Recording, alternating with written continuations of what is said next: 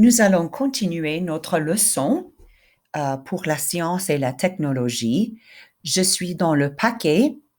On regarde les liens culturels. Je suis à la page 18, la chiffre dans mon écriture.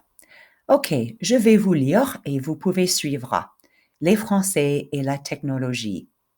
Actuellement, 65% des ménages, households, sont équipés d'un ordinateur et le nombre augmente, c'est-à-dire devient de plus en plus grand. L'ordinateur est devenu un instrument d'éducation et de communication. Il a aussi remplacé le fax, le répondeur et le Minitel.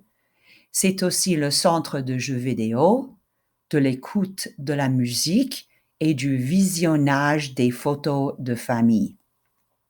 6 ménages sur 10 disposent d'une connexion Internet à domicile.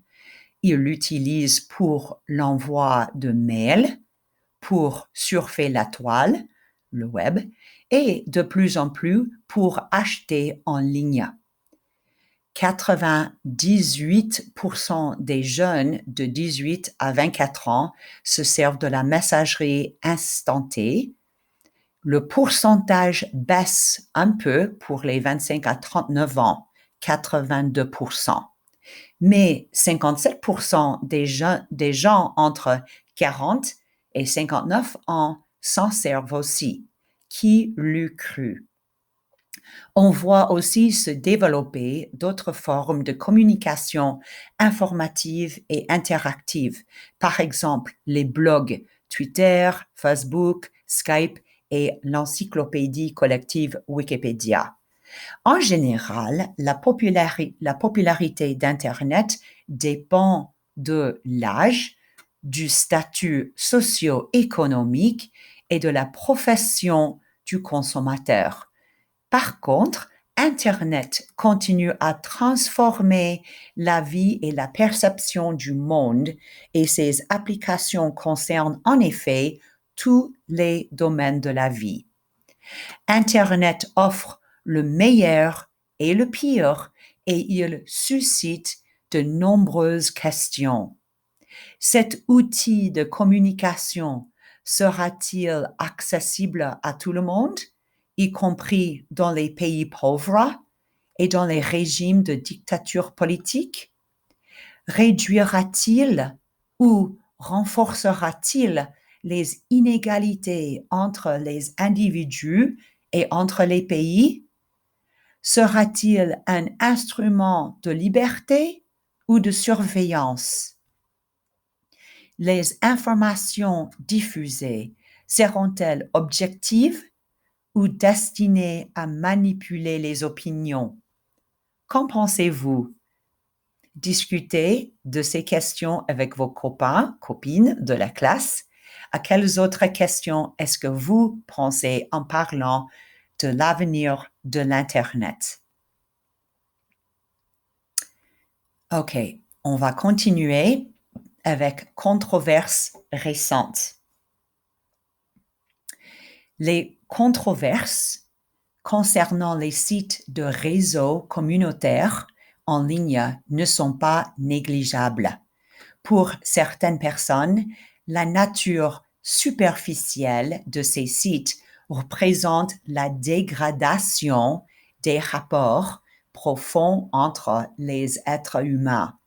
Dans leur cyberespace, le mot ami n'a plus le même sens qu'auparavant.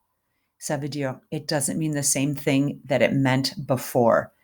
Parfois, les amis internautiques ne se sont jamais rencontrés en personne, jamais au même endroit en même temps. Ils ne partagent que des messages, des commentaires, des blogs et des photos. Pour cette raison, les détracteurs, c'est une personne qui a une vision négative, accusent les amitiés virtuelles de ne pas être authentiques, qu'on aime les amis virtuels à cause de leurs identités construites. pas pour leur personnalité véritable. D'autres personnes s'inquiètent car afficher trop d'informations en ligne peut être dangereux, surtout pour les jeunes. Récemment, il y a eu beaucoup de scandales provoqués par la nature confessionnelle de certains profils. Il paraît que, it seems that, des utilisateurs ont pris l'habitude de présenter des messages ou de montrer des photos qui suggèrent leur participation à des activités illégales. Ne savent-ils pas que les autorités, les cybercops, ont aussi des ordinateurs et accès à l'Internet? Pour cette raison, beaucoup de coupables, c'est-à-dire guilty people, sont appréhendés en raison de leur propre aveu de culpabilité en ligne, their own admissions to guilt online.